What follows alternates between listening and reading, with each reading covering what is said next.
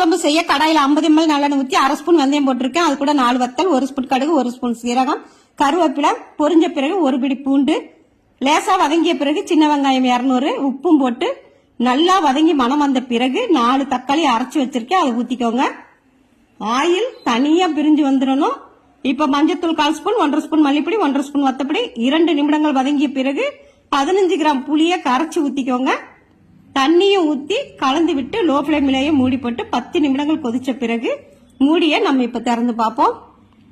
பாருங்க, நமக்கு ரொம்ப ரொம்ப ஈஸியா வத்த குழம்பு ரெடி ஆயிடுச்சு. உப்பு செக் பண்ணிக்கோங்க.